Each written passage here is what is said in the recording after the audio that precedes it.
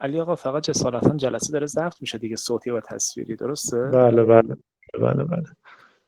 هم خب صوتی هم بسم الله. تصویری. اگر صدای من هست، سلام عرض میکنم خدمت همه عزیزان. فقط عذرخواهی میکنم من چون هم باید اینجا ادمیت کنم و همین که دارم صحبت میکنم شاید یکم تمرکز نداشته باشم. امروز خیلی خوشحالم در خدمت آقای دکتر جمالی هستیم. حالا ایشون لطف کردن، ما میخواستیم یه جلسه برگزار کنیم، ایشون و آقای دکتر عزیزی لطف کردن قبول کردن 3 جلسه حالا به صورت پیوسته مباحث رو ادامه بدیم. من قبل از شروع یه تشکر بکنم از رفقایی که در واقع بانی این جلسه شدن و در واقع یه سری از رفقا از دانشگاه شریف بیشتر از 1 سال دارن تلاش میکنن و حالا رو مباحث بنیادی گروهی رو تشکیل دادن، گروه فیزیک بنیادی بیان، که حالا در حدود 10 ماه رسما جلسات رو داریم برگزار میکنیم و نتایج خیلی خوبی هم تا الان خدا رو شکر کسب کردیم. آقای طه اصفهانی، آقای مهدی رجبی، آقای محمد آقاجانی، اینا عزیزانی هستن که در واقع تلاش کردن و ما الان خدا رو شکر دور هم هستیم و جلسات رو داریم برگزار میکنیم.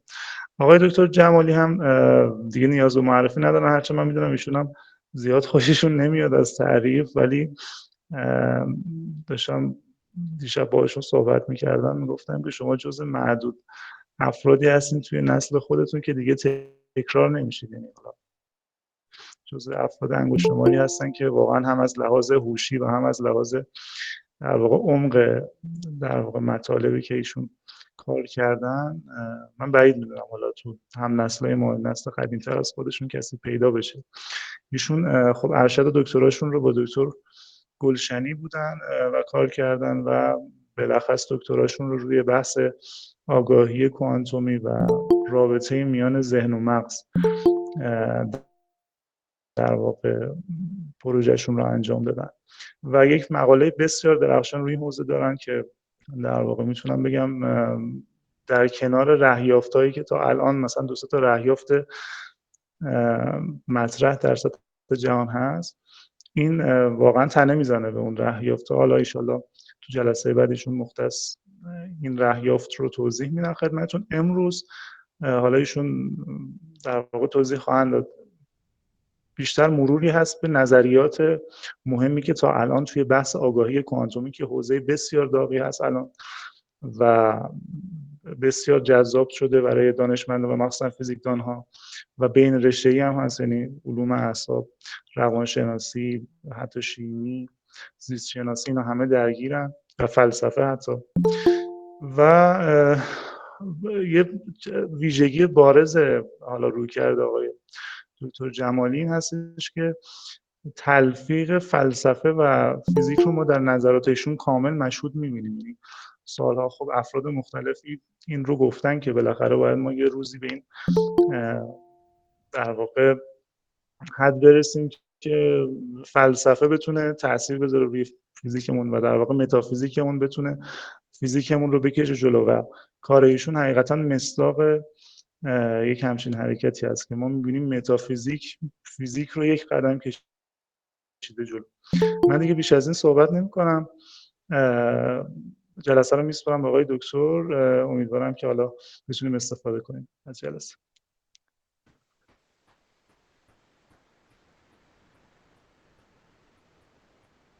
بسم الله الرحمن الرحیم.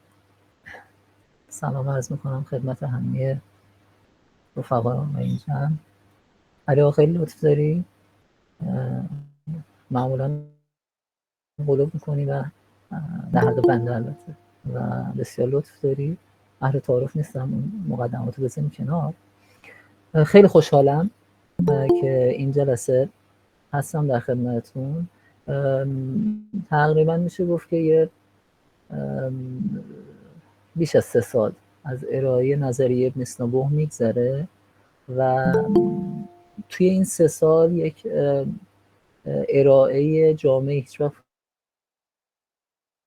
فرصت نشد که روی این نظریه مقدماتش داده بشه. سخنرانی هایی بود کوتاه، حالا به لطف گروه بیان و علی آقا که خیلی محبت دارن پیشنهاد شد که انشاءالله یه مرور، اگرچه باز خلاصه تو 2-3 جلسه باز خلاصه میشه چون جلسه هم عام هست، از همه رشته ها رفقا هستن، ولی باز سعی کنیم که یه مرور به نسبت جامع تری نسبت به حالا ارائه های قبلی که توی این حوزه بوده انشاءالله داشته باشیم. من خواستم یه زرنگی بکنم، یه تنوعی در پاورپوینت داشته باشم، درگیرش شدم و نتونستم درست تمومش کنم و فکر می‌کنم اصلا شاید بد در اومده باشه، شاید هم خوب در اومده باشه، بالاخره تنوع شده بدی نیست، حالا میریم توی کار و انشاءالله که خیر باشه. من دوربینم رو قطع میکنم برای اینکه اینترنت دی بهتر بشه و میرم سراغ پاورپوینت.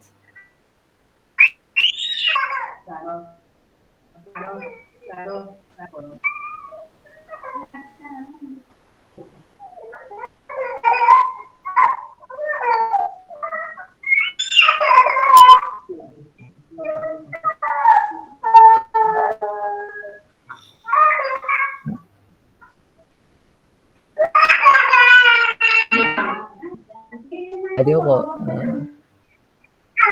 صفحه من رو داری؟ بله، فقط یه عزیزی میکروفونش صدای پس زمینه فکر کنم باید محدود روشن کردن میکروفون. خب ساعد یا سعید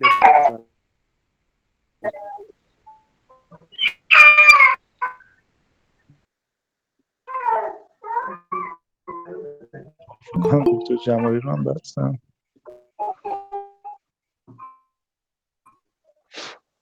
آقای جمالی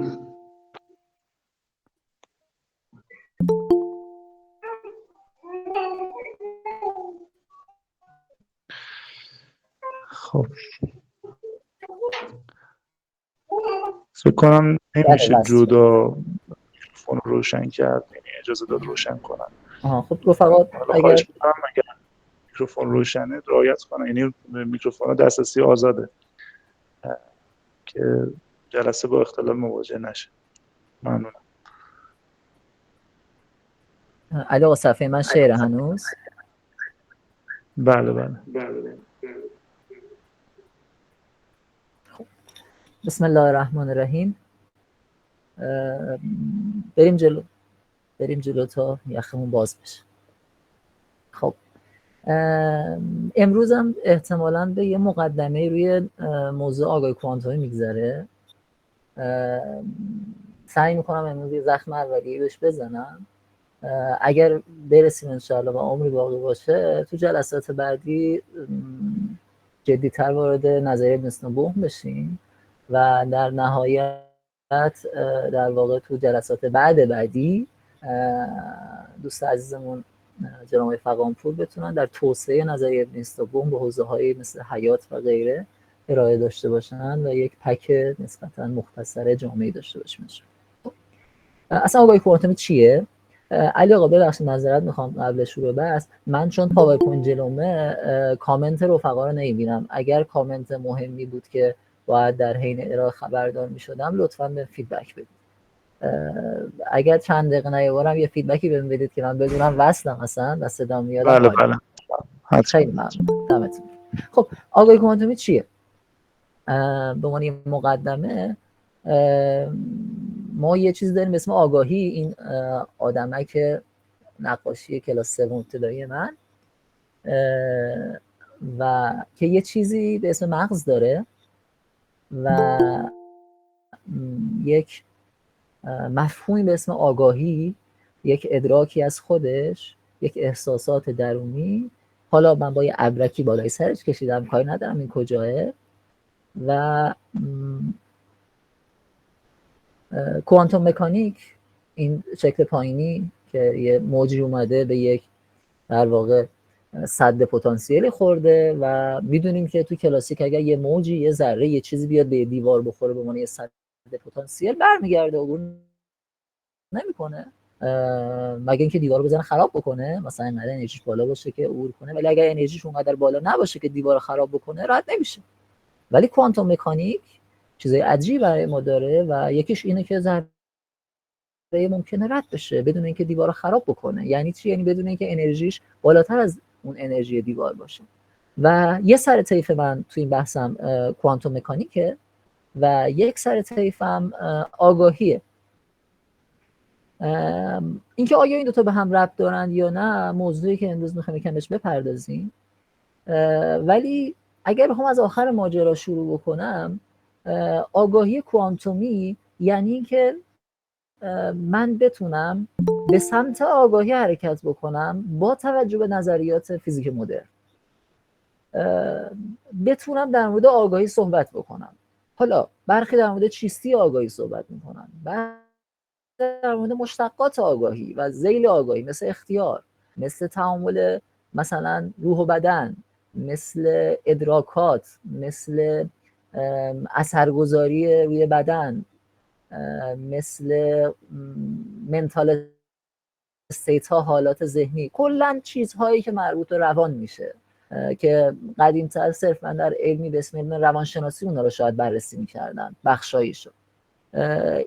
سوال اساسی مردم در حوزه آگاهی کوانتومی همینه که آیا من میتوانم معنای آگاهی و مشتقات آگاهی و زیر مجموعه آگاهی را با استفاده از فیزیک مدرن شامل نسبیت، کوانتوم مکانیک و مرزهای دانش مثل گرانش کوانتومی و غیره، چه در مقام هستی شناسی، یعنی چه مفاهیم جدیدی کوانتوم مکانیک و نسبیت و غیره برای من میاره، چه در مقام ابزارهای کمی، ابزارهایی که در اختیار من قرار میده برای فهم طبیعت، مثل معادلاتش، مثل روش ریاضیش، مثل صدا برای من رفت علی آقا.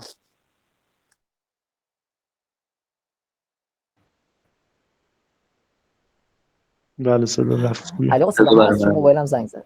خیلی ممنون. الان صدا هست.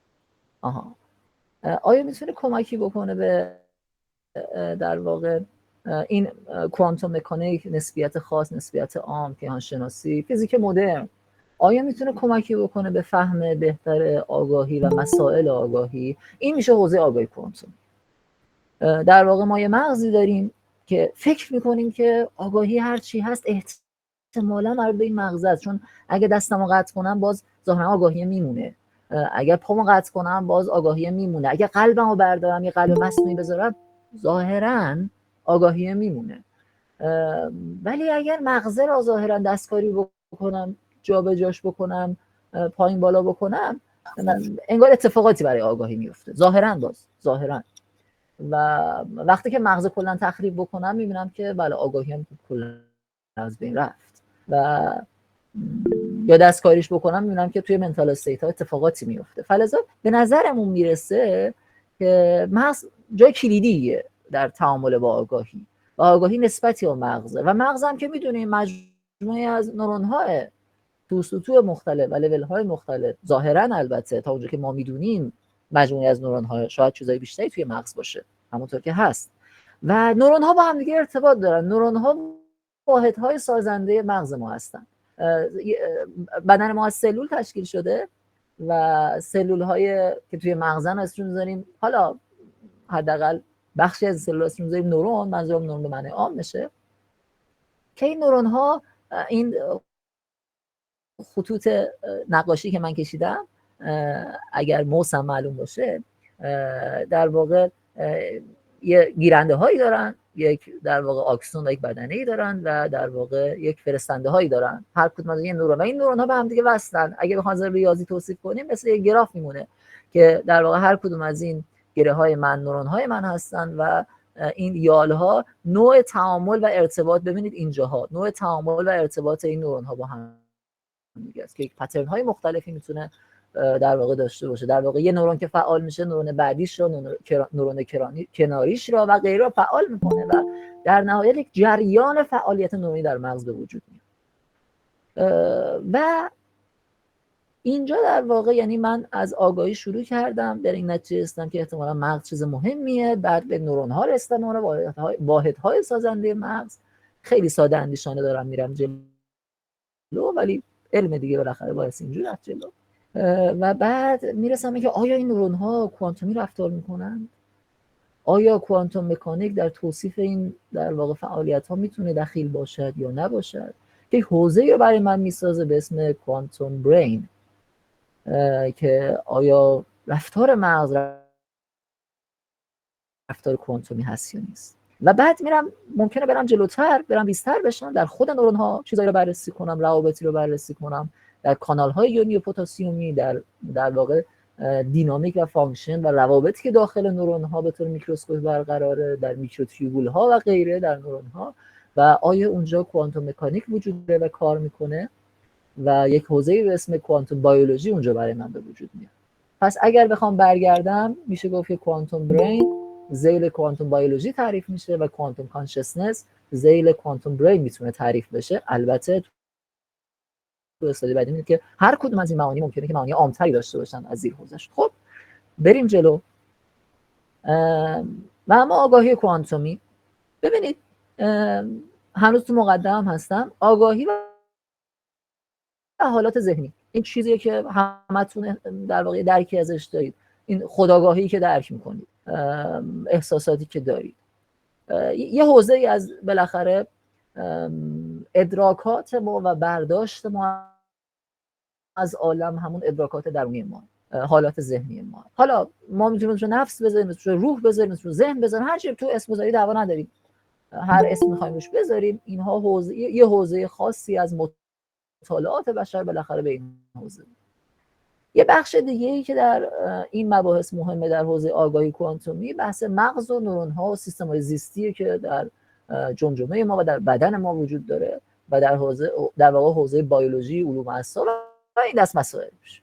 و یه بخش دیگه‌ای که در آگاهی کوانتومی مهمه، درش دعوا داریم و بحث داریم، فیزیک و مکانیک کوانتومی، فیزیک مدرنه. پس در واقع در حوزه آگاهی کوانتومی این سه حوزه در واقع موضوعی مورد بحث ماه و این سه حوزه موضوعی مدلش میشه اون مطلب پایینی که ما یک فیزیک داریم، یک زیست شناسی و علوم اعصاب داریم و یک فلسفه و روانشناسی. حداقل این سه چهار حوزه دانش بشری در آگاهی کوانتومی و نظریات آگاهی کوانتومی و حوزه دانش آگاهی کوانتومی در واقع به کار میرن و حوزه بین‌رشته‌ای از اینها، اگرچه بیشتر از این هم هست. خب بریم جلو. به عنوان مقدمه یکم با هم دیگه باید همدما بشیم. ببینیم ما یه عالم درون داریم و یک عالم بیرون از خودمون داریم. یه چیز داریم اسم آگاهی و یه چیز داریم اسم مغز. مغز در عالم، در دنیای تشریح ما میریم میفهمیم، جمجمه رو باز میکنیم، قسمت‌های مختلف مغز رو مشاهده میکنیم، تشریح میکنیم، عکس برداری انجام میدیم، انواع عکس برداری‌های عصبی انجام میدیم از مغز که فانکشن مغز چیه، روابطش چیه، به طور میکروسکوپی میذاریم زیر میکروسکوپ، به طور اصطلاحی و روابط بین نورون‌ها رو نگاه میکنیم، تصویر برداری تک نورونی انجام میدیم، نورون رو باز میکنیم، ببینیم داخلش چه خبره، سیگنال‌های عصبی رو میگیریم و قص الهازا. این حوزه مربوط به بیرون از ماه. چرا؟ چون که ما از ابتدا که متولد میشیم با این مفاهیم سرکاری نداریم، اینها رو علم ما میگه. در واقع میریم تشریح میکنیم، تحقیق میکنیم، بررسی میکنیم و یه روزی نمیدونستیم و الان میدونیم. شبیه فیزیک که میرم عالم بیرون از خودم رو بررسی میکنم، مغز هم برای من در علوم اعصاب و بیولوژی و پزشکی و غیره جزء عالم بیرون میشه. از لحاظ مفهومی دارم عرض میکنم، منظورم نیست که حالا دعوای فلسفی نمیخوام اینجا. یک حوزه دیگه ای داریم به اسم عالم درون و اون آگاهیه، اون خودآگاهیه، اون احساسی که از خودمون داریم. چشمامون رو ببندیم، فرض کنید که صدایی هم به گوشمون نرسه، همینجوری که دارم صحبت میکنم رو تصور کنید. فرض کنید که هوا نه گرمه و نه سرده، یعنی اینکه لامسه من چیزی حس نمیکنه، کاملا همدما با محیطم هستم. فرض کنید که توی یکی از این در واقع ماهواره‌ها هستم و دارم تو مدار زمین حرکت میکنم و در واقع یعنی گرانش رو حس نمیکنم، کاملا معلق، بی وزن، بدون اینکه صدایی بشنوم، بدون اینکه چیزی ببینم. و بدون همه اینها میخوام همه پارامتر خارجی رو حذف بکنم. حالا هر پارامتر دیگه‌ای هست شما تو قوه خیال پردازیتون حذف بکنید، یک چنین حالتی رو تصور بکنید و تو چنین حالتی شما خودتون رو میابید، اون آرامش درونی خودتون رو درک میکنید، یک احساسی نسبت به خودتون و شخصیت خودتون دارید. حالا اگر اسم اون رو بذاریم آگاهی یا خودآگاهی و اینها، این مفاهیم رو میخوام خوب تصور بکنید. یک چیزی داریم به اسم اختیار. شما میتونید اراده بکنید و یک کاری رو انجام بدید، دستتون رو بیارید بالا، چشماتون رو ببندید، باز کنید. همین آزمایشی که با هم تکرار کردیم، همین الان ماها با هم دیگه میتونیم یه آهویی رو تصور کنیم که داره میدوه. با اختیار خودمون داریم این کار میکنیم. هر آنی که اراده بکنیم میتونیم چیزهایی رو خلق بکنیم در قوه خیالمون. یعنی یک توانایی که به شما اجازه خلق کردن میده و اجازه اختیار کردن بین امکانات مختلف رو میده، در وجود ما وجود داره و ما اون رو درک میکنیم درونن، چه وجود داشته باشه، چه توهم باشه، چه نباشه، کاری به اون ندارم. ما درونن اینو درک میکنیم. من در مقام توضیح مفاهیم درونی هستم که یه بخشش به علیت برمیگرده که ما خودمون را عامل این میدونیم. یعنی وقتی یه گل سرخ دارم تصور میکنم، خودم را عامل خلق کننده این گل سرخ میدونم و به آنی که نگاهمو ازش بردارم و نخوام گل سرخ رو تصور کنم، کلا نابود میشه. این منم که دارم دستمو میارم بالا. پس به شدت معنای علیت رو اینجا درک میکنیم و حالا اگر یه زمانی روزی توفیق باشه بخوایم اصلا در مورد علیت صحبت کنیم، وقتی قائلن که اصلا علیت منشأش از این تصورات و ادراکات درونی ما نسبت به خودمون، مثلا ریشه درک علیت از اینجا به وجود، ولی ما هیچ وقت نمیتونیم علیت رو درک بکنیم. حالا بگذاریم از این موضوع حاشیه‌ای و در کنار علیت یه معنای دیگه پنهانی هم در اختیار هست، اینکه تابعی از وضعیت قبلی من نیست، من میتونم تغییر بدم. این منم که دارم انتخاب میکنم. درسته علیتش به من برمیگرده، ولی بین امکانات مختلف میتونم انتخاب کنم. یعنی بر اساس گذشته سیستم، بر اساس گذشته مغز، بر اساس گذشته خودم این نیست که الا ولا بود باید این مسیر رو برم. نه، یک انتخابی وجود داره در کنار علیته و خود این یه بحث و دعواییه. بگذاریم یه وحدتی من درونم ادراک میکنم. ببینید همون آدمی که معلقه رو تصور بکنید، اصلا راست و چپ نداره، بالا و پایین نداره. ادراکی شما از خودتون دارید انگار که تو هیچ نقطه‌ای نیست. یه وحدت مشخصی شما از خودتون درک میکنید.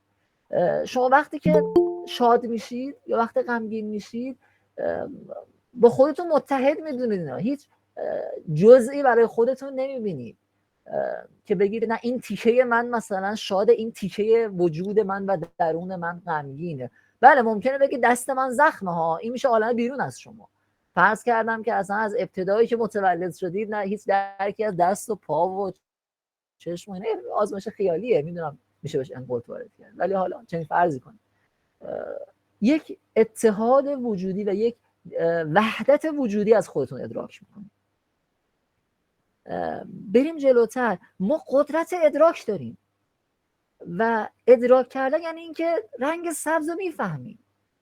یک کیفیت درونی از رنگ سبز بهمون دست میده و از رنگ قرمز، از رنگ آبی، از یک صدای موسیقی، از یک صدای زیر، از یک صدای بم، از صدای کشیده شدن ببخشید ناخن روی تخته وقتی گچ آدم تموم میشه. همه اینها یک احساسات درونی و یک کیفیات درونیه که اگر شما اونو درک نکرده باشید، من به هیچ وجه نمیتونم براتون توضیح بدم معنای رنگ سبز چیه. حتی اگر شما رنگ سبز رو امواجش رو، فرکانسش رو، همه رو محاسبه کرده باشید، ولی اگر درکی از رنگ سبز نداشته باشید، من به هیچ وجه نمیتونم به شما، حداقل راهی نمیبینم که بتونم به شما اون ادراک درونی رنگ سبز رو انتقال بدم. به اینا میگیم کوالیا. حالا با اغماس این کوالیا همون کیفیت های درونی که در فلسفه ذهن صحبت میشه ازشون، که یه بحث خیلی مفصلی داره که شاید یه روزی توفیق بشه بخوایم در موردش صحبت کنیم مفصل. ما معنای عشق و محبت رو در وجودمون درک میکنیم، یک حس محبت شدید هممون درک میکنیمش، یک حس درونی مربوط به عالم درونه. ما غم را درک میکنیم، ما شادی را درک میکنیم و هزاران هزار معنا و مفهوم و درک درونی که همه اینها مربوط به عالم درون میشه. خب اینها چیزهاییه که ما از ابتدا با اینها شروع میکنیم. یعنی اینکه ما قبل از اینکه عالم بیرون از خودمون را بفهمیم با اینها حضورمون در عالم رو درک کردیم و میریم جلو و با اینها در واقع داریم زندگی میکنیم. و اگر قرار باشه با درکی از عالم بیرون از خودمون هم داشته باشیم، به واسطه همین ادراکات درونیه که ما درکی داریم و میریم علم را به عنوان مفاهیم ثانویه در مقابل این مفاهیم و ادراکات اولیه می‌نویسیم. خب این مفاهیم ثانویه چیان؟ مثلا بیاید تو علم ببینیم در مورد چی صحبت میکنیم. در مورد نیرو صحبت میکنیم، در مورد جرم صحبت میکنیم.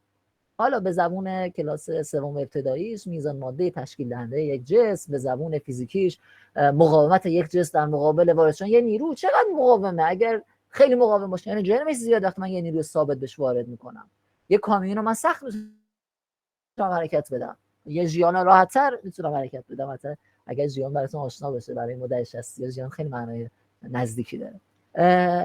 میگیم جرم هر چقدر مقاومت و اینرسی و لختی سیستم در مقابل نیرویی که بهش وارد می‌کنم بیشتر باشه، یعنی جرمش بیشتره. خب یه تعریفیه که ما اینو تو فیزیک ارائه میدیم، تعریف انرژی. حالا به زبون سوم ابتدایی یا چهارم ابتدایی قابلیت انجام کار، یا چیزی که تو فیزیک با معادلات مختلف، مفاهیم مختلف و توصیفات مختلف در واقع توضیح میدیم و همه باش آشنایید، چه به زبان شیمیاییش چه به زبان فیزیکیش. فضا زمان، یک زمانی دارم که داره میگذره و یک فضایی دارم که اشیا هم توش قرار گرفته. اندازه حرکت، موج، ذره، بیایم یه لول بالاتر، سطوح بالاتر، سلول ها، نورون ها، دی ان ای، آر ان ای، ارگان ها، مغز، بدن، ماشین. اینها مفاهیمی هستند که حالا اسمشو بذاریم مفاهیم ثانویه که در علم در مورد اونها صحبت میکنیم. و این مفاهیم بنیادن و ذاتن اگر شما تصور کنید اصلا سنخ و جنسشون با مفاهیمی که در ذیل آگاهی صحبت کردیم متفاوته. سنخ توصیفی که ما در مورد یک موج الکترومغناطیس میکنیم برای رنگ سبز با سنخ ادراکی که از خود رنگ سبز به ما دست میده، اصلا جنس و سنخ و ماهیتش متفاوته. این دوتا مفهوم کامل و اونقدر این دوتا مفهوم دورن که برای بشر مشکل ساز شده. بذارید یه نقل قولی رو از لینده اینجا بیارم. لینده که آنشناس مشهوریه که خب خیلی اثرگذار بوده. میخونم عروش طولانیه ولی فکر میکنم جذاب باشه. بر طبق آموزه مادیگرایی استاندارد، شعور همون آگاهی مثل فضا زمان قبل از نسبیت عام یک نقش ثانویه فرعی ایفا میکرد و به عنوان حاصلی از ماده و ابزاری برای توصیف جهان مادی واقعا موجود در نظر گرفته میشد. اما به خاطر بیاوریم که دانش ما از جهان با ماده شروع نمی شود بلکه با ادراکات آغاز می گردد. من مطمئن هستم که درد من وجود دارد، سبز من وجود دارد و شیرین من وجود دارد. این شیرین نه اون شیرینا، شیرین منظور شیرینیه. من نیازی به اثبات وجود اینها ندارم زیرا این حوادث بخشی از من هستند. بقیه یعنی ساینس یک نظریه است.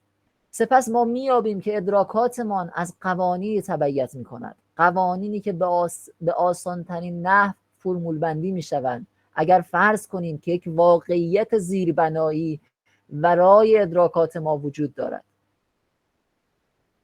این مدل جهان مادی تابع قوانین فیزیک آنقدر موفق است که ما نقطه شروع را فراموش میکنیم و میگوییم ماده تنها واقعیت است و ادراکات ما فقط به توصیف کمک میکنند. این فرض تقریبا همانقدر طبیعی است و البته ممکن است باطل باشد که فرض قبلی ما بود که فضا تنها ابزاری برای توصیف ماده است. رفقا، بچه‌ها که فیزیکی نیستن، ما قبل از نسبیت در واقع خاص و عام، فضا صرفا یه محلی برای قرارگیری اشیا، یک نسبتی بود بین اشیا، خودش یک هویت جدی در فیزیک بازی نمی‌کرد، ابزاری برای توصیف. همانطور که در ساینس ما مفاهیم و ادراکات درونیمون را مثل آگاهی، مثل کوالیاها، مثل همین رنگ سبز و شیرین و این حرفا، اینها رو به عنوان صرفا عوامل برای توصیف میشناسیم، کمک میکنن برای اینکه ما عالم بیرون رو توصیف کنیم، ولی به خودشون ظاهرا، یعنی از خودشون چشم‌پوشی کردیم. حرف لینده اینه که همانطور که فضا زمان یه زمانی اینجوری بود در علم و بعداً به طور جدی در علم وارد شد، این ادراکاتی که اصلا ما با اینها شروع میکنیم برای علم نوشتن و فراموششون کردیم، الان وضعیتمون اینه، باید برگردیم به این مفاهیم اساسی. اما ما در واقع داریم احساساتمان را با یک نظریه کارای موفق درباره جهان مادی موجود مستقل جایگزین میکنیم و این نظریه آنقدر موفق است که ما هرگز درباره محدودیت‌های آن فکر نمی‌کنیم تا آنکه مجبور می‌شویم بعضی مسائل واقعاً عمیق‌تر را در نظر بگیریم، مسائلی که در مدلمان درباره واقعیت نمی‌گنجد. حرفش اینه که ما بالاخره مجبوریم که این مفاهیم را بیاریم توی کار.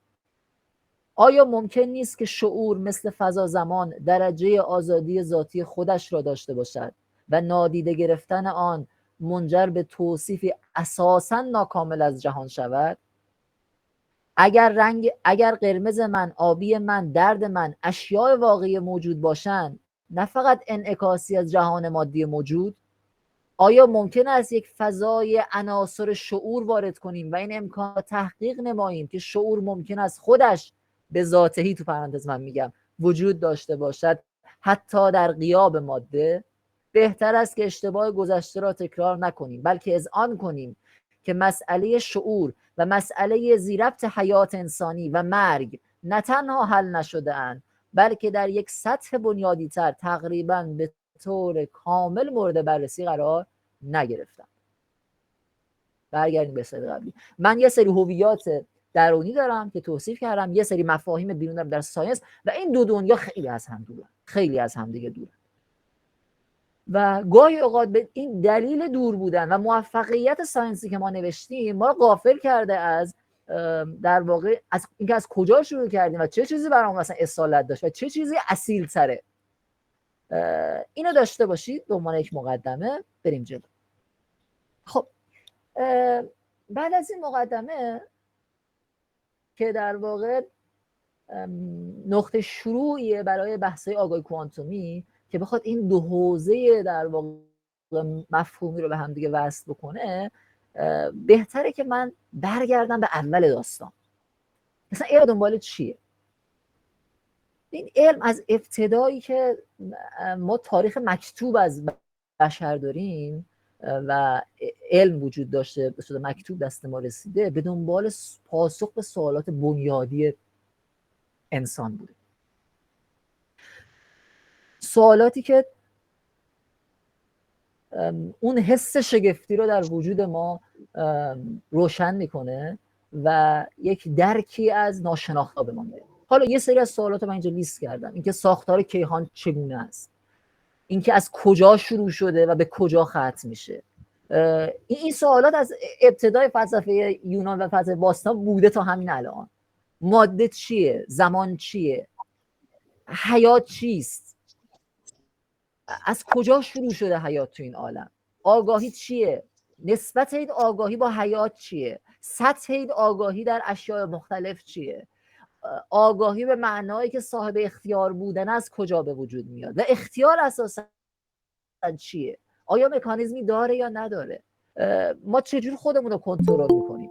ما چجور میاندیشیم و چجوری اطرافمون رو میفهمیم؟ مثلا چرا ما باید بتوانیم اطرافمون رو بفهمیم؟ من سوالات بنیادی زیادی که از ابتدای تاریخ بشر کم و زیاد مطرح بوده و امروز هم مطرحه و ما به دنبال پاسخ به این سوالات بودیم. و اینکه آگاهی چیه، اختیار چیه، کوالیا چیه، ادراک چیه، نحوه فهمیده، اینها سوالات اساسی بشر بوده که وظیفه علم اینه که به اینا بپردازه، نه اینکه اینها رو بذاره کنار و فراموش بکنه. ما در دوره قدیم، چه یونان باستان رو بگیریم، چه حالا باستانی تر هم میشه بهش نگاه کرد، چه دوره تمدن اسلامی که دوره شکوفایی در واقع علم بوده رو نگاه بکنیم، میبینیم که این سوالات مطرح بودن در کتب در واقع در علوم طبیعی به ما رسیده و به طور جدی بهشون پرداخته میشده. و خیلی جالبه، سوالاتی در مورد عالم بیرون که به کیهان، ماده، زمان و فضا برمیگشته، به طور کاملا طبیعی و پیوسته پاسخشون به پاسخ به سوالاتی مربوط به آگاهی، اختیار و عالم درون و نفس و روح برمیگشته. یعنی اینها در کتب طبیعی گذشته و مثل حالا به زمان امروزی بخوایم بگیم در فیزیک و شیمی و زمین شناسی و جغرافی گذشته و حتی در فلسفه گذشته، این حوزه به طور پیوسته و کاملا طبیعی و کاملا مشهود و بدون گسستگی به هم دیگه وصل بوده و مسئولیت علم بوده که به اینها پاسخ بده و در اون گفتمان و در اون فلسفه طبیعی و در اون رویکرد به این سوالات با یک جهانبینی مشخص و یک رویکرد واحد و البته ابزارهای گاهی مختلف پاسخ میدادن. ما میبینیم که مثلا ابن سینا در واقع،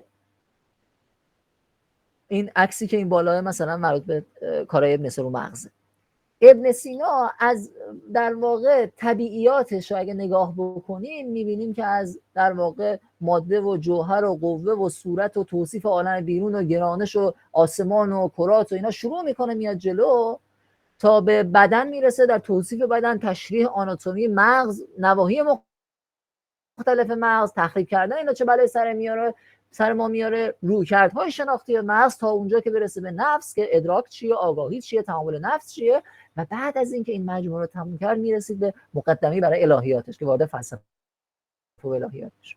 این آگاهی و علوم طبیعی در دوره قدیم کاملا به همدیگه وصل بوده و در حوزه ساینس بهش میپرداختن کاملا پیوسته.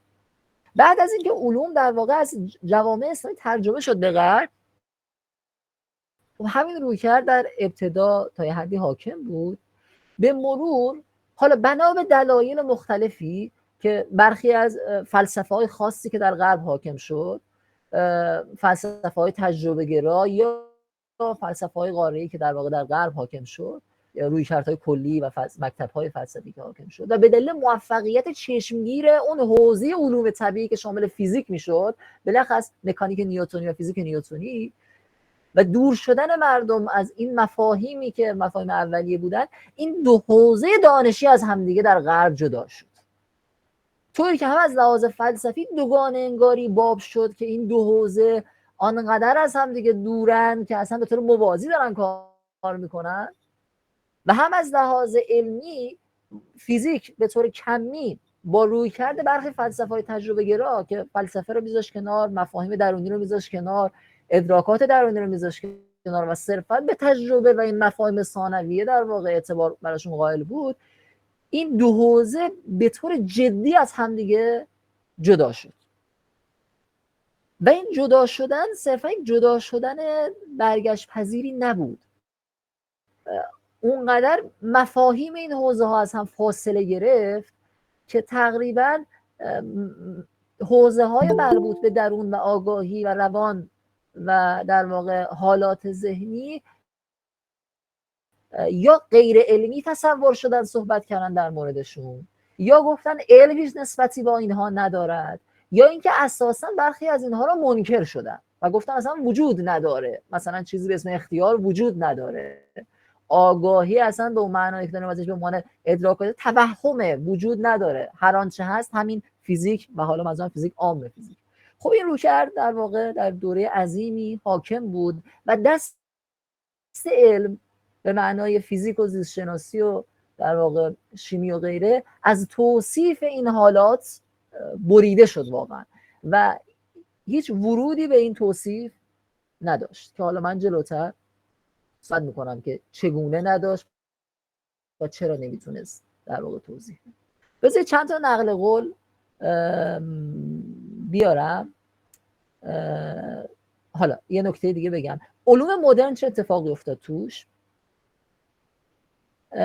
بعد از اینکه این آگاهی و حالات ذهنی و اختیار از علم کلا حذف شد از علم ما و علم، یکی اتفاقی در شروع علم مدرن افتاد. منظورم از علم مدرن در واقع قرن گذشته است که کوانتوم مکانیک و نسبیت در واقع تأسیس شدن و کشف شدن، تأسیس شدن، نمیدونم هر واژه‌ای میخواد به کار ببرید.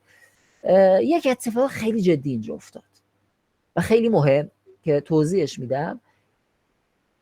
دوباره مفاهیم مربوط به عالم درون و آگاهی در واقع برخورد کرد و تعامل پیدا کرد با مفاهیم فیزیکی. در کجا؟ در کوانتوم مکانیک.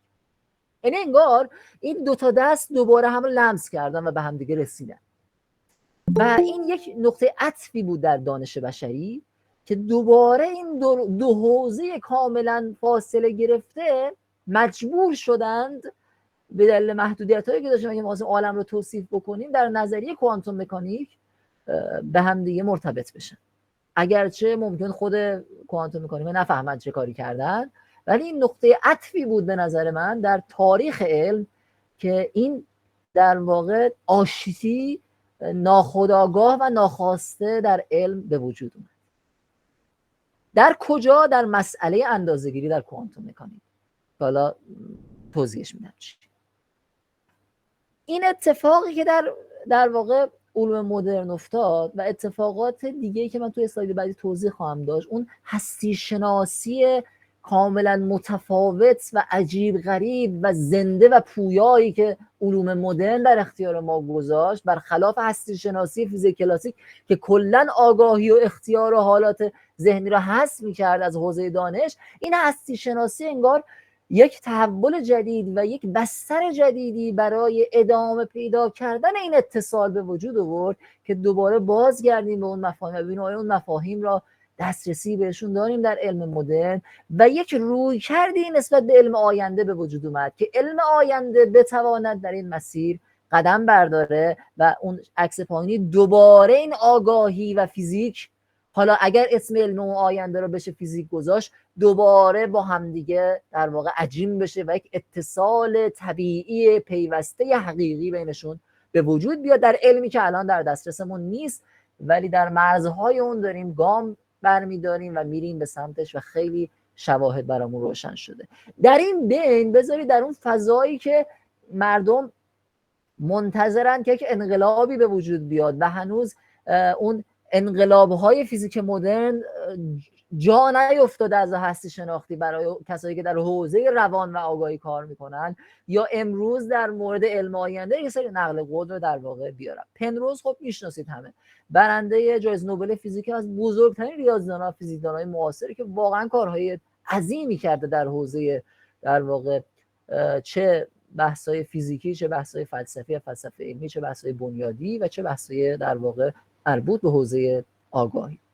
موضع من در مورد توضیح شعور مقتضیه که انقلاب بزرگ در فیزیک است. علم موجود چیزی بسیار اساسی را فاقد است. شناخت ما در زمان حاضر کافی نیست و ما باید سراغ حوزه‌های جدیدی از علم بریم. ببینید اون موضعی که در تاریخ علم کلاً حذف می‌کرد حوزه‌های مربوط به آگاهی و اختیار و شعور و منتال استیت ها و از این دست مسائل رو، الان به جایی رسیده که صحبت میکنه که نه، اینها حدس‌پذیر نیستن. ما نیاز به یک انقلاب در علم داریم و در فیزیک داریم که این مفاهیم و این مفاهیم بنیادی تر از این حرفان، ما نیاز به یک فیزیک آینده داریم. از یه جای دیگه میگه اگر اسم اون رو بشه هنوز فیزیک گذاشت. خب بذارید برام سراغ لیبت مشهوری که معمولا با زیراب زدن اختیار میشناسیمش، اگرچه خودش موافق اختیار بود جدی در کتاب‌هاش، ولی خب چیزی که تو ایران در واقع جا افتاده اینه. آزمایشات لیبت برداشت الهادیش در واقع جا افتاده، خود لیبت این برداشتی نداشت. بگذاریم در کتابایی که کتاب 2005ش فکر کنم 2009 فوت کرده. خب لیبت یکی از بزرگترین متخصص علوم اعصاب، یک جریان جدید در علوم اعصاب به وجود و یک پارادایم جدید در واقع روش شناختی رو اونجا احداث کرد. من به عنوان یک عالم اعصاب که این مسائل را برای بیش از 30 سال مورد تحقیق قرار داده است. حوزه کاریش حوزه مربوط به در واقع آگاهی و مغزه، حالا اختیار و ادراکات و اینها توی مغز در واقع. میتوانم بگویم که پدیده های ذهنی با دانش اعصاب قابل پیش بینی نیستند. این در تقابل با دیدگاه های قبلی من به عنوان یک عالم جوان است. زمانی که من به ماتریالیسم موجبیتی اعتقاد داشتم، موجبیت بعداً میگم یعنی چی. این قبل از آن بود که من در سن 40 سالگی پژوهشم در مورد فرایندهای مغزی در تجربه هوشیارانه را شروع کنم. هیچ تضمینی نیست که پدیده آگاهی و ملزومات آن قابل توضیح بر حسب فیزیک شناخته شده فعلی باشند. در واقع پدیده های ذهنی آگاهانه قابل تقلیل یا توضیح بر حسب دانش فعالیت های سلول های عصبی نیستند.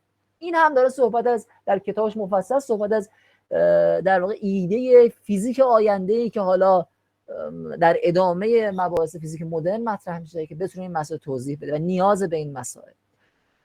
خیلی قبلتر از اینها مثلا روانشناس جیمز مشهور روانشناس آمریکایی، روانشناس مشهور آمریکایی صریحا اشاره میکنه که ما نیاز به فیزیک در زمان فیزیک کلاسیک که هنوز فیزیک مدرن، ما نیاز به فیزیک، یک انقلاب در یک فیزیک جدید داریم که این مفاهیم رو بتونه برای ما کمک بکنه به توضیحش.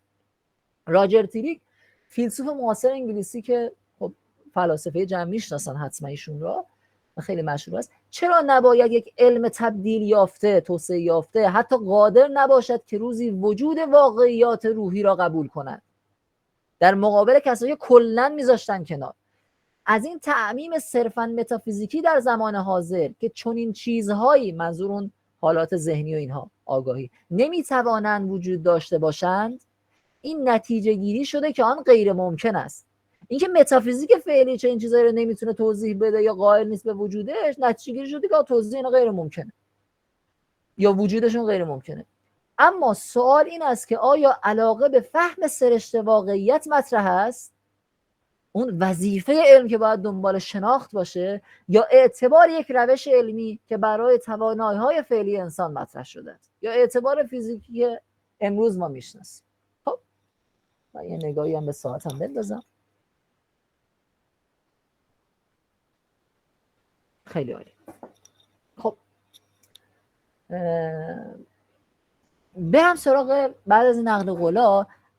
صحبت اون بود که اومدیم به یه جایی در تاریخ علم مدرن و تاریخ علم معاصر رسیدیم که من اسم اون را میگم تو این اره اولین باره که دارم اینو مطرح میکنم، نقطه عطف در واقع میشه گفت که تاریخ علم مدرن در حوزه آگاهیه، جایی که آگاهی و فیزیک در کوانتوم مکانیک با هم دیگه برخورد کردن. کجا؟ در مسئله اندازه‌گیری. بذارید مسئله اندازه‌گیری رو باز بکنم. اصلا معنای این نقطه عطف چیه رفقا؟ ما در فیزیک کلاسیک اگرچه این مفاهیم و هویات اولیه میرفت فیزیک رو مینوشت، این من بودم، من انسان بودم، من آگاه بودم که میرفتم عالم طبیعت رو فرمول بندی میکردم، نظریه پردازی میکردم، تجربه میکردم، ولی همیشه نقش من در معادلاتم قابل صرف نظر کردم و مستقیم در معادلات فیزیکی من نقش آگاهی وارد نمیشد. یعنی چی؟ یعنی اگر گرانش را مینوشتم، ببخشید، جی ام یک ام دو بخش بر آر دو، نه تو جیش جایی برای آگاهیه، نه تو جرمش، نه تقسیم بر دوش. حالا بعد که میرفتم اندازه گیری میکردم، این انسانه اثری داشت تو اندازه گیری ها، مثلا یه اختلالی تو سیستم وارد میکرد، ولی پیشفرض اصلی ما در ساینس و علم این بود که میتوانیم اختلال ناشی از انسان را حذف بکنیم و با تقریب خوبی صحبت از یک علم دقیق منهای انسان بکنیم، یک فرمول بندی دقیق منهای انسان، چه در مقام نظریه که صحبتی از آگاهی نبود، چه در مقام تجربه که میتونستیم نقش انسان یا اختلال انسان را حذف بکنیم و انسان نقش در واقع مؤثری نداشت به عنوان یک فرایند اثرگذار در طبیعت و قوانین طبیعت. در کوانتوم مکانیک چه اتفاقی افتاد؟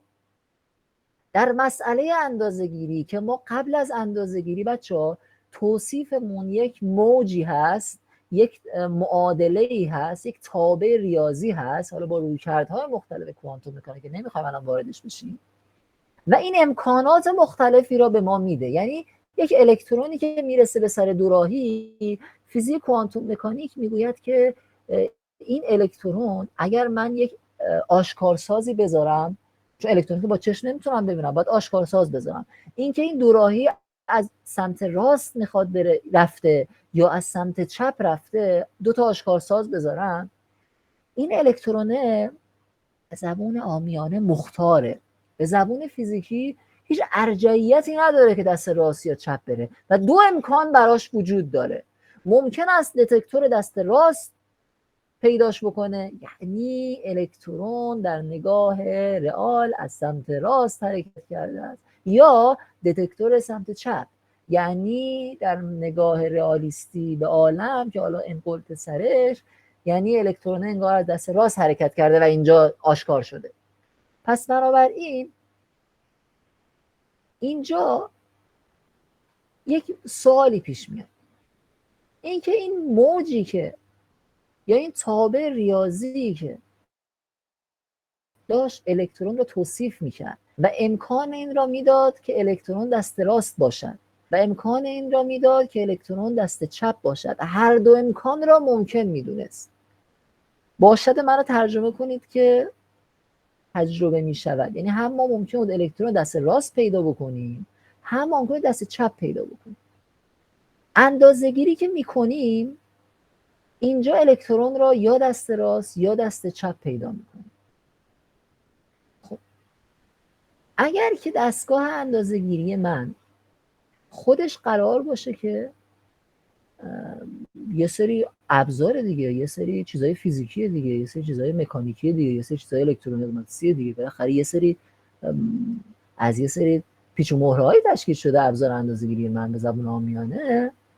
خب آیا اگه من بیام برای خود اونم کوانتوم مکانیک بنویسم، خب اونم میشه یه تابع موجی بهش نسبت داد، اونم امکان این داره که دتکتور دست راستی روشن بشه، امکان این داره که دتکتور دست چپی روشن بشه.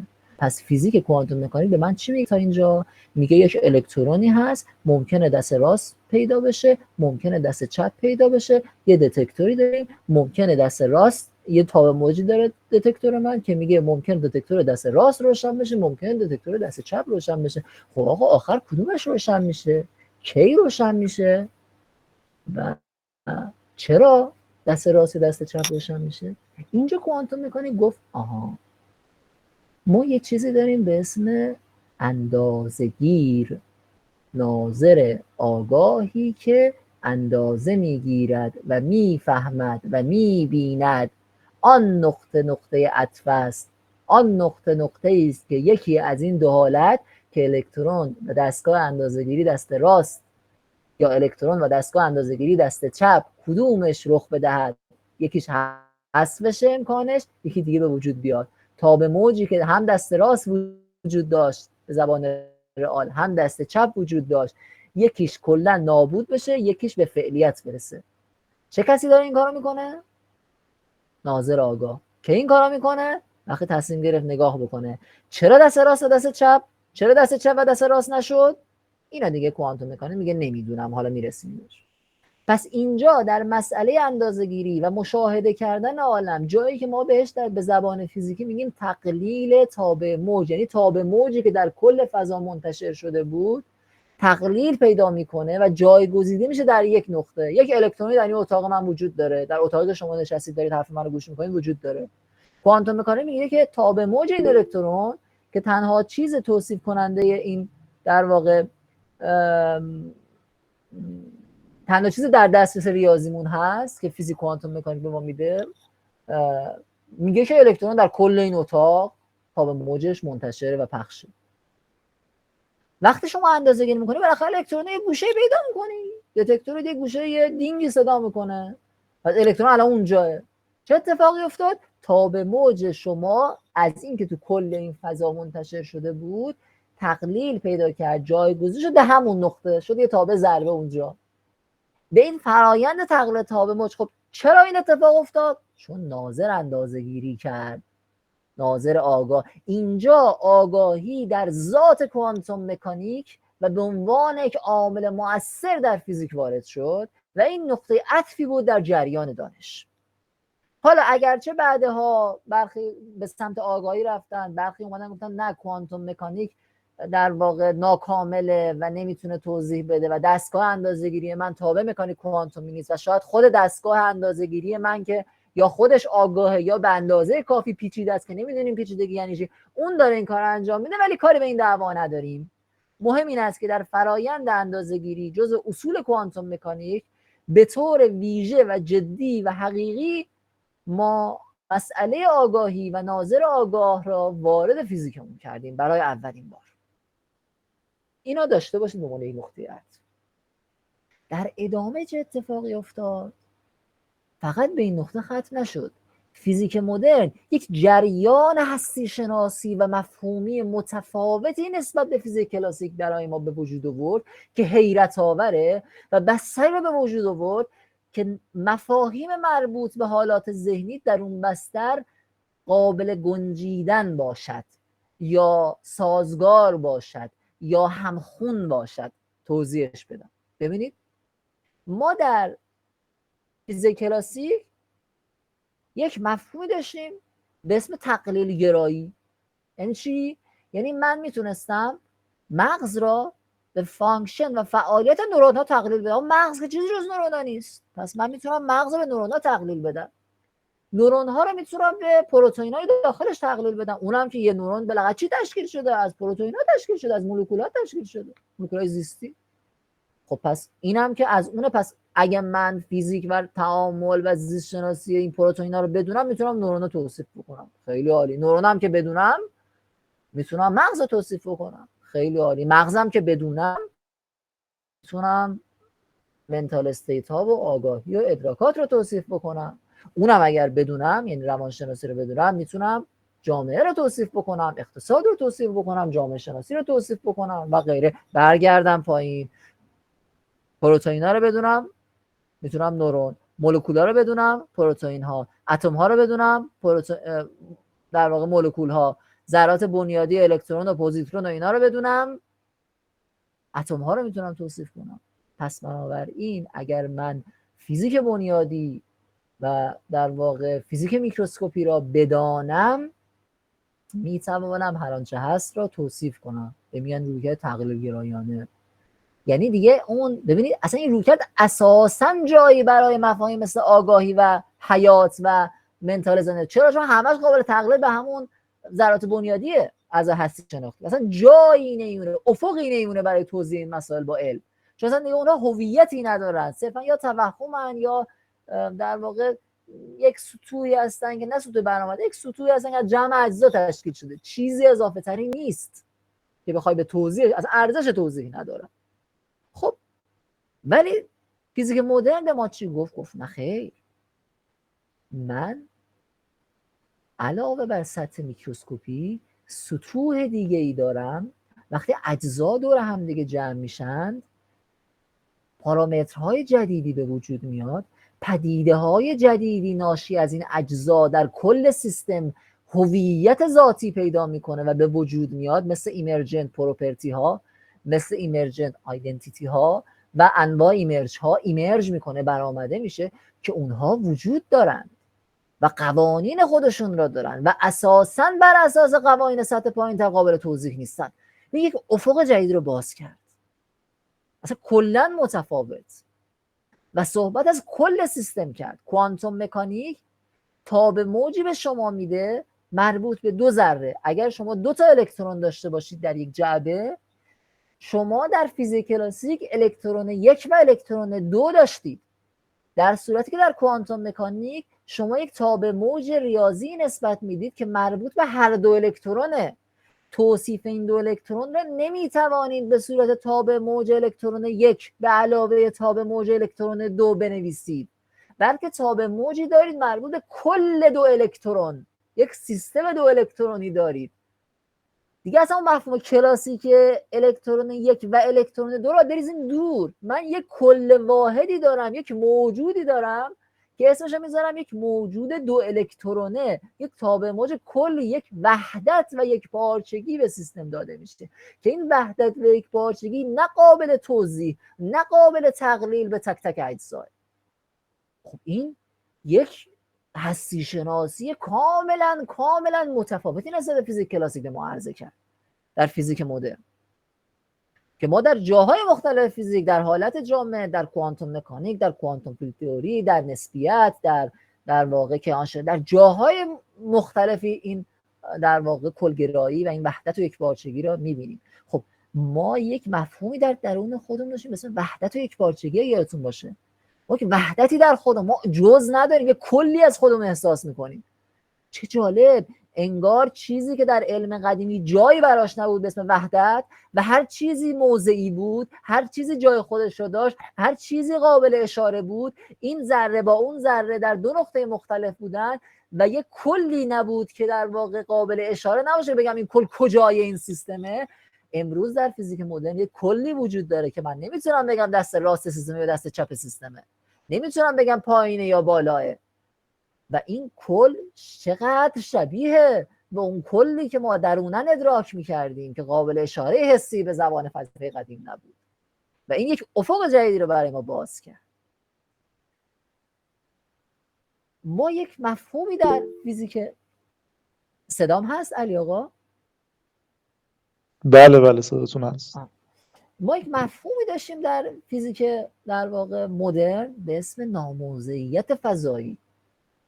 یعنی همیشه در هستی شناسی قدیم و فیزیک در واقع کلاسیک، اگرچه ما توصیفمون شاید نان لوکال و غیر موضعی بود، ولی رویکرد تصوری که نسبت به عالم داشتیم که این که اگر من بخوام رو شمایی که صدامو میشنوی اثر بذارم، بایستی با میکروفون لپتاپم تعامل بکنم، اون با لپتاپم، اون با مودم موبایلم، اون با دکل مخابراتی، اون با امواج الکترومغناطیس، اون همینجوری بیاد تا برسه به لپتاپ و گوشی شما و گوشی شما و صدای شما و پرده‌های صوتی شما.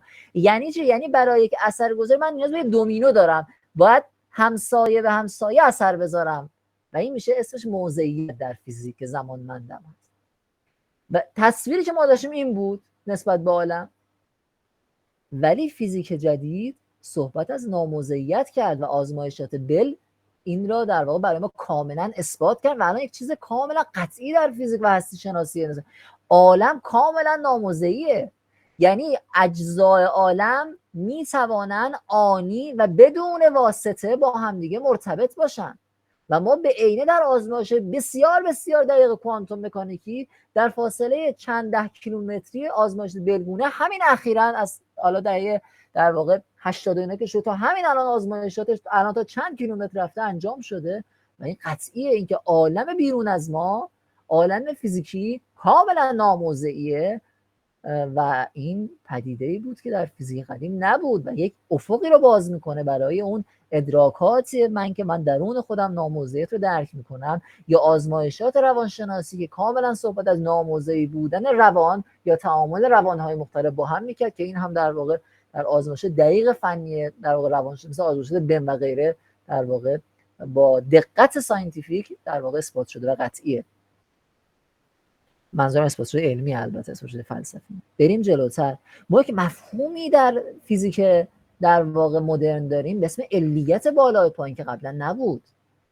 ما در فیزیک کلاسیک همونطور که عرض کردم صرفا تعامل بین ذرات برام مهم بود و با دونستن اون همه چیز قابل توضیح بود.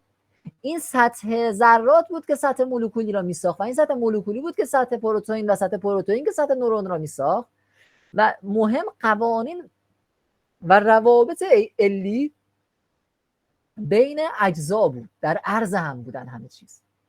ولی فیزیک مدرن که صحبت از سطوح برآمده کرد و سطوح بالاتر کرد، صحبت از علیت از بالای پایین هم کرد. یعنی نشون داد که اون سطح مثلا ذرات بنیادی، سطح نورونی، سطح مغز، اینها قوانینشون بسته نیستن و با دونستن قوانین تو هر سطحی شما نمیتونید همه پدیده ها در اون سطح توضیح بدید. نیازمند آثار علی از سطوح بالاتر رو اون سطح هستید که در عرض قوانین اون سطح نیست و قوانین بالای پایین و تاپ دان کازیشن و علیت بالا پایین که یک چیزی شبیه همون علت طولی هست که ما از قدیم داشتیم و میخوندیم، در واقع فیزیک مدرن به طور قطعی این را تا حد خوبی نشون داده و در حوزه‌های مختلف دانشی در فیزیک مدرن این در واقع داره استفاده میشه ازش و داره کار میکنه. خب این حرف خیلی حرف جدیدی بود، اینکه من تا دیروز جایی برای اثرگذاری نفس، منتال استیت ها، حالات روانی و آگاهی روی مغز نمیدیدم، چون یک سطح بالاتر بود اصلا مکانیزمی برای اثرگذاری رو سطح پایین‌تر وجود نداشت و اگر هر کسی صحبت از این مکانیزم اثرگذاری می‌کرد میگفتن شما دارید فیزیک رو نقض می‌کنید. چرا؟ چون قوانین فیزیک در سطح مثلا نورونی کاملا بسته است، ما نیازی به چیز اضافه‌تر نداریم. و فیزیک مدرن نشون داد اینطور نیست، قوانین بسته نیست و تابع قیدها و روابطی که از سطح بالاتر تعیین میشه و معنایی که از سطح بالاتر برای سطح پایین‌تر دیکته میشه و هدف غایی که از سطح بالاتر برای سطح پایین‌تر در فیزیک دیکته میشه. خب چه جالب، چیزی که در فیزیک دارم، در کیهان شناسی دارم، در واقع حالت جامد دارم و غیره دارم، خیلی از هستی شناسی جا باز میکنه برای اون چیزی که من برای آگاهی و اثرگذاری آگاهی و اختیار نیاز داشتم، چیزی که در فیزیک کلاسیک نبود.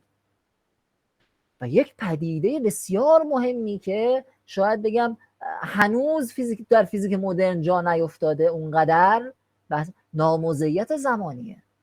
نه تنها نقاط مختلف عالم مکانن با هم دیگه مرتبطن که این قطعیه، آزمایشات 10 سال گذشته در کوانتوم مکانیک و آزمایشات 30 سال گذشته مثلا در روانشناسی، بلخص من در حوزه فیزیک دارم صحبت میکنم، آزمایش مثل دیلی چویس اکسپریمنت ها در فیزیک نوعی یا اصلا ساختار کوانتوم مکانیک اگر بخواید تصویر رئالی ازش داشته باشید داره صحبت از این میکنه که نقاط مختلف زمانی، یعنی حال و گذشته، خب در فیزیک کلاسیک با هم مرتبط بود، ولی صحبت از این است که حال، گذشته و آینده در یک تقارن و یک هماهنگی پیوسته و طبیعی با هم دیگه است. یعنی یک افق جدیدی رو برای دانش آینده داره باز میشه که اون تصویری که ما داشتیم که آینده صرفا ناشی از گذشته است بایستی توسعه پیدا بکنه در علم آینده و این آزمایشات هیچ قابلیت توضیحی با رئالیسم کلاسیک که در واقع صرفا گذشته را دخیل دوست نداره. چند تا ویژگی کلیدی در هستی شناسی فیزیک مدرن وجود داره که جا برای ورود در واقع و توضیح مباحث آگاهی و توصیف اون باز میکنه که در فیزیک قدیم نبود. همه اینها برمیگرده به اون نقطه عطفی که من عرض کردم که آگاهی وارد شد و فیزیکدانها صریحا در مورد آگاهی صحبت کردن که حالا من یادم بمونه آخرین اسلاید همین اسلاید توضیحش میدم. یک ویژگی جدی برهمکنش یک طرفه بود. تا قبل از اون تصویری که در فیزیک کلاسیک وجود داشت چی بود؟ این که در واقع ما برهمکنش اشیاء دو طرف است. ما در دوره دبیرستان همه خوندیم قانون چندم نیوتن بود، هر در واقع عملی عکس العملی دارد، اگر نیروی وارد کنی نیروی به تو وارد میشود. خب این یک مفهوم جا افتاد و یک سوال کلیدی که منتقدین وارد میکردن که میگفتن این حوزه‌های مربوط به آگاهی و ذهنی و اینا جزء هستن، میگفتن آقا معمولا شما فرض میکنید که آگاهی میتونه اثر یک طرفه داشته باشه، اثر بگذارد و اثر نپذیرد. برخیتون صحبت از این میکنید که آگاهی میتواند بعد از این بعداً وجود داشته باشه و این اثر یک طرفه کاملا در حوزه هستی شناسی علم حذف شده بود. ولی فیزیک مدرن صریحا صحبت از اثر یک طرفه کرد. دزدی اطلاعات صدا فکر کنم از یک سیستم فیزیکی. یه لحظه صداتون، آره یه لحظه صداتون قطع شد. آزمایشاتی که انجام شده مثلا کوانتوم بمب رو بزنید، خیلی آزمایشات جذابیه که 20 سال مطرح در کوانتوم مکانیک در حوزه فیزیک بنیادی. ما می توانیم اطلاعاتی رو از یک سیستم فیزیکی بگیریم بدون اینکه هیچ تعاملی باش داشته باشیم و بدون اینکه هیچ اثرگذاری باش داشته باشیم. یک مثال خیلی خودمونی بخوام بزنم، فرض یک بمبی داریم که این بمب ما حالا کسی تو روز کاری با ما کلا نداره، سر این ارائه تلفنمون زنگ بزن. معذرت میخوام صدای موبایل داره میاد. فرض کنید ما یه بمبی داریم، یه دینامیتی داریم که این دینامیت سنسورهایی داره که به محض اینکه دست بزنی بهش، به محض اینکه بخوای اطلاعات ازش بگیری فعال میشه و منفجر میشه. خیلی جالبه. کوانتوم مکانیک آزمایشات دقیقی هست از لحاظ نظری و از لحاظ تجربی انجام شده تو 10 سال گذشته، در 20 سال گذشته از 2000 این بعد، که نشون میده که شما میتونی در واقع ستابی طراحی بکنی که بدون اینکه ذره تو هیچ دسترسی و هیچ تعاملش برخوردی با این بمب داشته باشه بفهمه که اینجا بمب وجود داره یا وجود نداره. فرض کنید که ما میخوایم مینیایی بکنیم، بالاخره یه چاقویی بکنیم بفهمیم این مین ما حساسه، هر چاقویی بکنیم تو خاک منفجر میشه، هر امواج الکترون بزنیم برگشت این امواج برخورد باعث میشه بمب منفجر، هر نوع تعاملی باعث میشه بمب منفجر بشه. ولی کوانتوم مکانیک مسیر رو باز میکنه که بدون اینکه ذره من بخواد تعاملی با اون داشته باشه بتونه اطلاعات اون رو به دست بیاره. این یک اثرگذاری یک طرف است، یه جور دزدیه خودمونی بگم. حالا من خیلی عامیانه گفتم، نمیخواستم وارد بحث فنیش بشم، شاید تو بحث فنی جزئیات دقیق‌تری باید گفت، بحث متافیزیک دقیق‌تری کرد، حالا از من بگذرید. خب بحث پیش بینی ناپذیری یک مسئله بسیار جدی در فیزیک مدرن و کوانتوم مکانیک بود. روی کردی که ما در فیزیک کلاسیک داشتیم چی بود؟ این بود که اگر شما سیستم را شرایطش الان داشته باشید، ببین ما همه فیزیک ما معادلات دیفرانسیل توصیف میکنیم و میکردیم. معادله دیفرانسیل ما چی میگه؟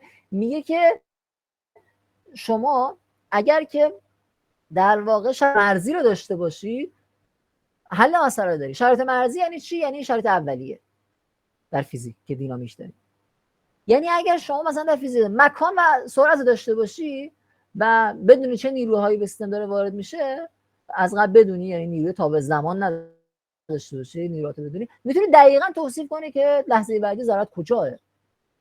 به این میگیم دترمینیسم، موجبیت.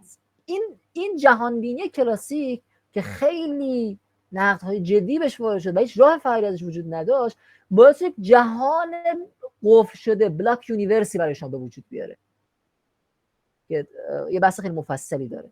یعنی جهان قفل شده است، آینده سیستم تابع از گذشته است و گذشته هم که رخ داده، پس بنابراین آینده قفل شده و بدون تغییر وجود داره در ظرف زمانی خودش و هیچ تغییری در این عالم امکان نداره. پس اصلا جایی دیگه برای اختیار نمیمونه. اختیار تغییر دادن، اینکه عالم بلاک شده و اختیار دیگه اینجا میشه توهم، مجبورم بپذیرم که توهم است. این روی کرده فیزیک کلاسیک بود.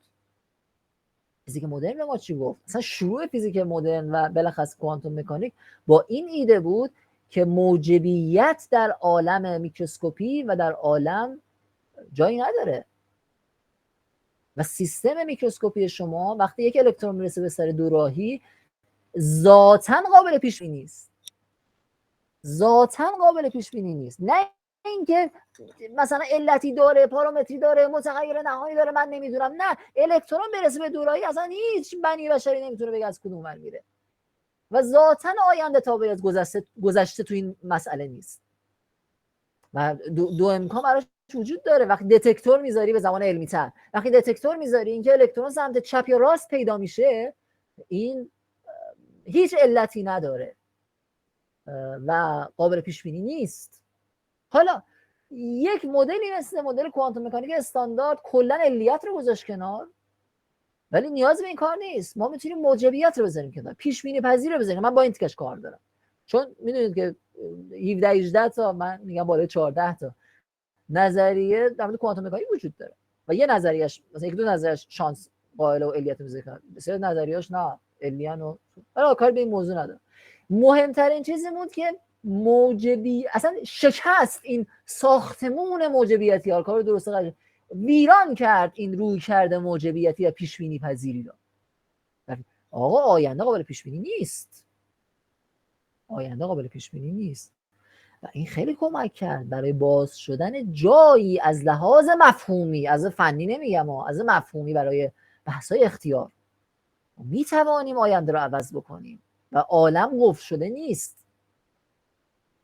خب حالا البته اگه کسی شانس و اینا رو قائل بشه که حالا نمیدونم برسم بهش یا نرسم یا اصلا بذار همین الان بگم، اگه کسی مثلا شانس قائل بشه کلا اختیار زیرش میزنه، چون گفتیم اختیار یه معناش علی بودن دیگه، من عامل این کنم. اگه بگیم شانسیه که خب کلا زیرا همه چی خورده، کل اختیار هم یه سوال. پس ما هم علیت رو نیاز داریم برای اختیار، خب اصلا اساس علم بر اساس علیت، مفهوم از قبول، هم عدم پیش بینی پذیری. آینده تابعی از گذشته نباشه. حالا یه دو چجوری با هم جمع میشه من تو نظریه ابن سینابو بازش میکنم. خب و مسئله اصلی که عرض کردم نقش ویژه اراده آزمایشگره در کوانتوم مکانیک و مسئله اندازه‌گیری.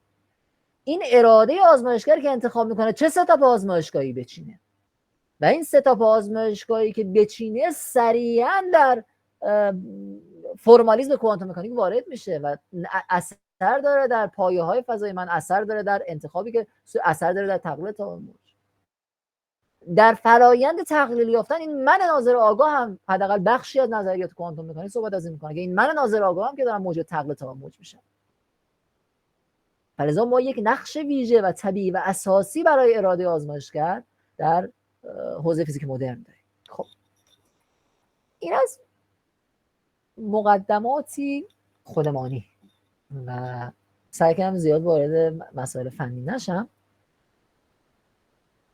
اینجا بود که با توجه به این رویکردی که در فیزیک مدرن از لحاظ هستی شناختی به وجود اومد و اون نقطه عطفی که عرض کردم، یک حوزه جدیدی از دانش بشری تأسیس شد در 30 سال گذشته، 40 سال گذشته که حالا میگم اوجش میشه در مثلا شاید 20 سال اخیر مثلا وسط کرد، به اسم آگاهی کوانتومی. یک حوزه بین رشته‌ای بین فلسفه، روانشناسی، فیزیک، علوم اعصاب و بیولوژی و حالا ممکنه بشه مسائل دیگه اضافه. یک حوزه‌ای که با دانش فیزیک نمیشه صرفا پرداخت، با فلسفه صرفا نمیشه بهش پرداخت، با علوم اعصاب صرفا نمیشه بهش پرداخت، با زیست شناسی صرفا نمیشه. باید همه این تخصص‌ها کنار هم جمع بشن به معنای وحدت بخش، بین رشته‌ای اینتردیسیپلینری وحدت بخش دور هم جمع بشن و این حوزه آگاهی کوانتومی در واقع شروع شد و تأسیس شد. بالاخص کسایی که اثرگذار بودن فیزیکدان‌ها بودن. حالا روی کرده بدیلی که از قبلش بود و موازی با آگاهی کوانتومی اون هم در گویا وبکم روشن هست. یکی از دوستان تذکر دادن که خاموش بشه. ببخشید من که روشن نیست. نه وبکم شما نیست. خب در کنار تأسیس این حوزه آگاهی کوانتومی مثلا از دهه شاید 80 به این ور، اگرچه بحث‌های آگاهی در روانشناسی خب سابقه دیرینه داشت، در حوزه ساینس، چون روانشناسی رو مدت‌ها حتی امروز هم گاهی در حوزه ساینس نمیدونن، حالا بحثش مفصله، حوزه خاصی از روانشناسی رو ساینس میدونیم امروز، ولی حالا که اون موضوع به همین نکته که میخوام بگم ربط داره.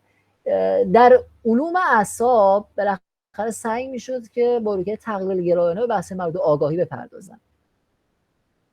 نواحی مختلف مغز، جایگاهی که مربوط به آگاهیه، بحث کورتکس و نواحی مختلف. در کنار این حوزه آگاهی کوانتومی که رشد کرد، خب علوم اعصاب هم در واقع شاید مثلا 10-15 سال در واقع زودتر کارهای جدی رو انجام داد با رویکرد هستی شناسی خودش و بعد یک در واقع حوزه جدیدی از دانش در ادامه علوم اعصاب و روانشناسی و فلسفه و در واقع علوم کامپیوتر موازی و شاید تقریبا همزمان با آگاهی کوانتومی در واقع تأسیس شد به اسم علوم شناختی.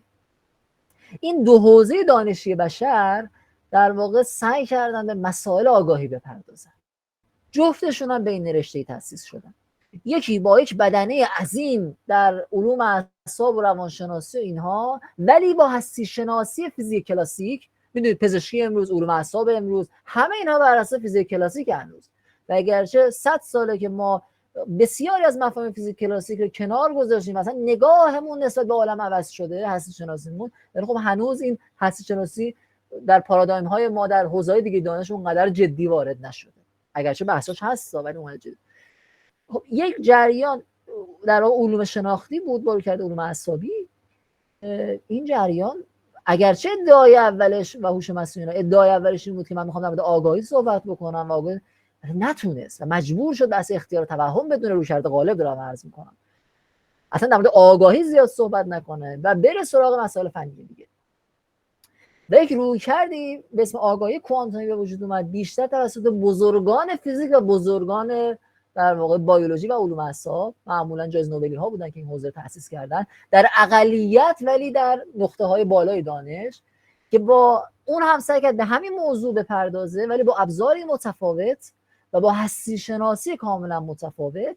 و امروز می‌بینیم که بسیار پویا اون چیزهایی که حذف شد در علوم شناختی یا اصلا دسترسی با توجه هستی شناسی در علوم اصلا علوم شناختی نداره، امروز می‌بینیم که در حوزه فیزیک و در واقع حوزه آگاهی کوانتومی که میگم شاید نشه گفت که ذیل فیزیک تعریف میشه، واقعا بین رشته‌ایه، بسیار پویا داره میره جلو و افق خیلی عجیبی براش. این افق در دو بخشه، هم در واقع کمک از فیزیک مدرن و آزمایشات جدید روانشناسی و علوم اعصاب برای شناخت بهتر آگاهی و حالات ذهنی و روان، و هم بالعکس اثر چنته در این موضوع و شناخت روان و آگاهی و بحث فلسفیش در ساخت یک فیزیک آینده و فیزیک جدید. این هم مسئله بسیار داغی و مطرحیه اگرچه در خلاص. خب چه اتفاقی افتاد؟ این رویکرد جدید در واقع در نقد به ناکارآمدی رویکرد متداول علوم اعصاب و علوم شناختی در واقع طور جدی وارد شد و بالاخص رویکرد هستی شناختی متفاوتش، یعنی تفاوتش در این دو حوزه است.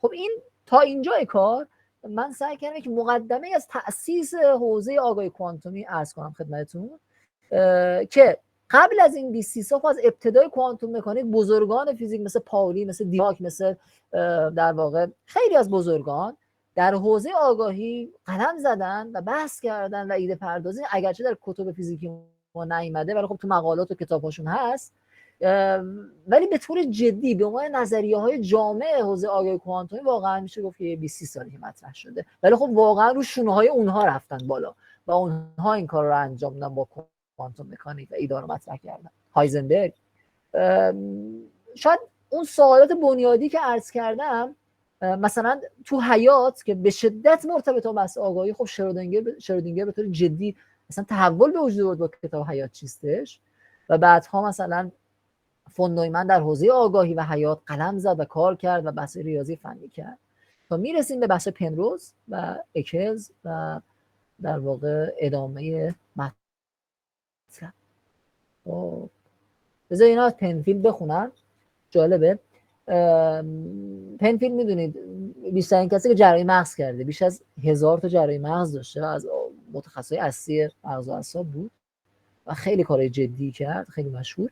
چون به نظر من یقینی میرسد که همواره غیر ممکن خواهد بود کسی که این همه تجربه مغز داشته ذهن را بر اساس فعالیت عصبی در داخل مغز توضیح دهیم، و چون به نظر من ذهن مستقلاً در طول حیات شخص رشد و بلوغ پیدا می کند، چنان که گویی آن یک عنصر ادامه یابنده است، و چون یک کامپیوتر، منظورش در اینجا مغز، باید به وسیله عاملی که فهم مستقل داشته باشد برنامه ریزی شود و عمل کند، یه اپراتور داره مغز، من مجبورم این رأی را انتخاب کنم که وجود ما را باید بر اساس دو عنصر بنیادی ذهن و مغز و دو نیمه مستقل، بر اساس دو عنصر بنیادی ذهن و مغز دو نیمه مستقل توضیح داد. حالا من بعد انگلیسی دوباره ببینم این دو نیمه مستقل منظورش دو نیمه مستقل مغزه یا نه منظورش ذهن و مغز. ببخشید معذرت میخوام، باید برم دوباره رفرنس رو نگاه کنم. خب اینم از این ماجرا.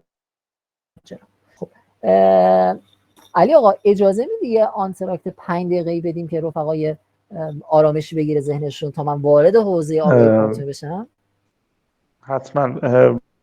منتها میگم 1.5 ساعت شد جلسه، چون ما معمولا هم جلساتمون 1.5 ساعت هست. البته زحمت شماست، ما که لذت میبریم واقعا گوش میدیم. من به نظرم بحث جای خیلی خوبیه. حالا اگر شما موافق باشید نگرانم که نگرانم چون بچه نقطه عطفه. بله چون نقطه عطفه، یعنی شما حالا تا اینجا خیلی خوب مرور کردید اصلا مفهوم آگاهی و ذهن و این تاریخچه‌اش رو و اینکه اینو کجا به هم میرسن و چطور به هم رسیدن، و الان فکر کنم بخواید برید داخل نظریات بشید که حالا چه کارهایی جدیدن انجام شده. من به نظرم اگر حالا شما هم صلاح بدونید و در واقع منت بذارید ان شاءالله هفته بعد رو به این ماجرا اختصاص بدیم، و حالا اگر هفته بعد شد ادامهش رو ابن سینا بوم که ادامه میدیم، اگر نه حالا باز زحمت شماست که یه جلسه مجزا دوباره روی بحث نظریتون ابن سینا بوم صحبت میکنیم. خیلی عالی. پس الان 2 تا پیشنهاده. خب یه پیشنهاد که من بحث ادامه بدم تا برسم در واقع مرز نظریه ابن سینا بوم که فکر میکنم نیم ساعت 40 دقیقه دیگه، من فکر میکنم زمان 2 ساعت است، نیم ساعت 40 دقیقه دیگه طول بکشه، یا اینکه یه جلسه مفصل تری مقدمات نظریه ابن سینا بوم و نظریات آگاهی کوانتومی جلسه بعد بپردازیم، جلسه رو اینجا با پاسخ رفقا تموم بکنیم و جلسه بعد در واقع من نظریات آگاهی کوانتومی رو بگم و مقدمات مورد نیاز فلسفی و فیزیکی برای نظریه ابن سینا بوم رو بگم و جلسه سوم در واقع به طور جامع نظریه ابن سینا بوم رو باز بکنم و جلسه حالا 4 و 5 هم که جناب فغانپور در توسعه نظریه به حوزه حیات و سلامت و اینها در واقع بحث میکنم. اینم ان شاء الله میشه. پس شما پیشنهادتون اینه. والا چون من عذرخواهی دوستان می‌کنم هم که ببخشید می‌تونم عذرخواهی میکنم، چون دوستان هم سوالاتشون زیاد بود، یعنی در حین جلسه من حالا دیدم که قطع نکنم بحث رو. آقای دلاورجی اگه لطف کنید میکروفون رو ببرید. ببخشید. من حالا در واقع یکی از نقطه ضعف‌های گوگل میت اینه که دسترسی رو من نمیتونم بدم میکروفون یا قطع بکنم، یعنی حالا تا جایی که من الان در واقع دسترسی دارم، یعنی اگر قطع کنم فکر کنم همه قطع بشه. دوستان هم مراعات کردن، خدا رو شکر، ممنونم ازشون تا الان. من پیشنهادم اینه دوستانی که سوال دارن و میخوان بحث بکنن مختصر سوالشون رو، حالا چون پیام هم متنی اینجا فکر کنم محدود کاراکترها، در حد 3-4 خط بنویسن، آقای دکتر بخونن، هر کدوم رو که حالا مفهوم رو تو سوال رسونده بود و دکتر فهمیدن پاسخ بدن، هر کدوم که نیاز بود که حالا بحث بیشتری بشه، یعنی اون فرد توضیح بده سوالش رو، حالا اشاره بکنن بگن میکروفون رو باز کنید و یه بحثی بکنید. در غیر این صورت میگم خیلی هرج و مرج میشه فکر کنم، چون تعداد دوستان هم ماشاءالله زیاده و نمیتونیم در واقع گفتگو کنیم با همه. اگر لطف کنید بنویسید، حالا به مرور آقای دکتر هم اگر موافق باشن البته خیلی عالی علی روی متن مطالعه بکنیم و حالا بسته به سوال میتونیم میکروفون رو هم وصل بکنیم. ممنونم از همراهیتون. جانم. پس من در حد 2-3 دقیقه در واقع متن رو بهتون برسونم، در حد 2-3 دقیقه. بعد من چون پیام خیلی زیاده فکر می‌کنم نمیرسم الان همه رو بخونم، اگه من برمیگردم همه رو میخونم. نه از الان تایپ بکنن سوالات رو. بله خب لطفاً از الان که نه، آره تایپ کنن، اینترنت نزنن تا من ارائه‌مو اختتامش رو بگم خدمتتون، بعد که بعد بتونم بخونم. ببینید دوستان بعضی هم میگن که سخت نوشتنش، من میگم تایتلش رو حداقل بنویسید، یعنی دوستانی که اسم تایتل اسم باشه، بعد تایتل رو بنویسید، بعد حالا ان شاء الله اوکی میکنه. بعد میگه میکروفونتون رو باز بفرمایید و سوال بپرسید. خب بله. ببینید من تو این جلسه سعی کردم مقدماتی بگم که اصلا تأسیس حوزه آگاهی کوانتومی در واقع چی بود. ما در حوزه آگاهی کوانتومی خب یه حوزه خیلی گسترده است و خیلی دارن روش کار میکنن. مثلا کنفرانس‌های شما در واقع دانشگاه آریزونا که همه رو برگزار میکنه ببینید، هر سال داره برگزار میشه، جمعیت مثلا میگم تو اوردر مثلا 1000 و بالا 1000 جدیدن چک نکردم که چند هزار تا یا نه شرکت میکنن به عنوان مثلا شاید 200 نفر سخنران، مثلا یه دوره مثلا 10 روزه سخنرانی 20 دقیقه نیم ساعتی از کل دنیا در واقع تو این حوزه و یک حوزه خیلی گسترده امروز شده و مجلاتی اصلا با همین عنوان امروز راه افتاده دارن کار میکنن. ولی پس خیلی حوزه عامیه که من بخوام در واقع مرور بکنمش، ولی میشه گفت که 3 تا مسئله رو شامل میشه. یک بخش پدیدارشناسی به ماجرا، یک بخش روانشناسی، یعنی یه سری از علما در اون بحث پدیدارشناسیش کار. پدیدارشناسی یعنی چی؟ یعنی که میان از ابزارهای کوانتوم فیلد تئوری و کوانتوم مکانیک استفاده میکنن پدیدارشناسانه مغز توصیف کنن.